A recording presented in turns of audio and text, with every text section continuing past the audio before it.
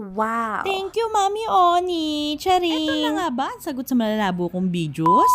Ito na nga kaya yung matagal ko ng pinakaantay-antay. Pero bago nga yan mga kabarangay, ito muna ang ating pag-usapan. At ngayong araw nga tunay na napakasarap naman bumangon pagka ganitong mga chismosa ang iyong magigisingan, Charing. Siyempre, pag Sunday, talagang family day, hindi nawawalang nagtitipon-tipon din sa bahay ang aking mga kapatid at ang aking mga hipa. At nung bandang tanghali nga, umalis na kami papunta sa SM. Ito nga yung araw na pinakahihintay-hintay ko at mamaya ko na lang sasabihin sa dulo kung bakit. Hindi nila angaho kami sa SM City, Lucena nagpunta. Pagdating nga namin dito sa SM Lucena, binuhat niya agad si Baby Ken Ken. Si Papa Yam kasi ay mahuhuling pumasok din kasi naghahanap pa ng magandang parking. Isa nga sa nagpapadali ng buhay naming mag-iina itong mahiwagang bike ni Baby Ken Ken. Dito nga kami dumiretso sa department store kasi dito namin iintayin si Papa Yam. Nung dumating na nga si Papa Yam, sumakay na agad kami sa elevator. Dini na sa department store ng elevator kami sumakay kasi mas malawak dito at kasyang-kasya yung dalawang stroller. At pag-akyat nga namin, tunay na natatanaw ko na agad ang Power Max Center. So, sobrang excited ko nga, talaga namang ako'y mapapatakbo. Pasok nga namin, akala ko hindi ako papansinin. At akala mo naman talaga yung mga datingan ko dyan, ako talaga yung bibili. Lumabas na nga kami mag-iina kasi naglalaway lang kami sa iPhone. Sabi ko, darating din ang araw makakabili din ako niyan. Sa ngayon mga kabarangay, tingin-tingin muna. Kaya lang naman talaga kami pumunta dito dahil para samahan ng aming bunsong kapatid na bumili ng iPhone. Ay dahil nga pangarap kong makabili ng iPhone, tamang pa-picture na lang muna dito bago ibigay sa may-ari. Sinabi ko na lang sa akin sarili na talagang pagsisikapan ko upang makabili ako ng magandang pamblog. Sobrang naiingit kasi ako sa mga vlogger na napakalilinaw ng kanilang mga ina-upload. Saan ba't makakabili din ako niyan? Hindi man ngayon, bukas o magpakailanman, Charing. Tapos na nga kaming bumili ng iPhone ni Bunso, nagyaya na si Mamang kumain. Try nga namin dito kumain sa Max. First time ko nga dito makakain dahil ang kilala ko lang naman talaga ay Jollibee at McDo. Kaya tunay na medyo nalulula ako sa presyo. Pero dahil nga graduation naman, ito na yung pinaka-treat ni Bitoy sa amin.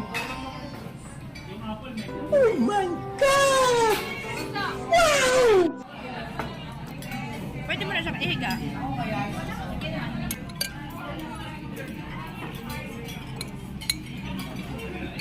Pinakain ko nga muna ang aming bunso para pagkatapos niya ay ako naman. Pagkatapos nga ni Papa Yam at ni Baby Ken Ken kumain ay ako naman yung kakain. At ito na nga, pinakamasaya sa lahat, magbabayad na ang ating pambansang bianan. At dahil nabusog na nga kami, kanya-kanya na kaming tayuan. Talaga yung binili namin dito mga kabarangay. Nagmamadali din si Mr. umalis kasi nagyayaya siya sa Magdalena. Sisima daw kami doon at hihingi siya ng tawad. Pakiramdam ko ng babae na naman to, Charing. Pero sobrang nagpapasalamat ako sa Diyos kasi binayaan ako ng ganito kabait na asawa. Pero ngayon siya pa yung gumigising sa amin para lang magsimba. Kaya sabi ko nga wala na akong mahihiling pa pagdating sa asawa. Kung makikita nyo nga itong aking bunso ay talagang sanay na din na laging may nakaharap na camera. Ang pagpapakyut na lamang lagi ang ginagawa nito sa aking video. Sige na mga kabarangay, i-upload ko yung part 2 nito kung saan sisimba kami sa Magdalena. Hanggang dito na lang.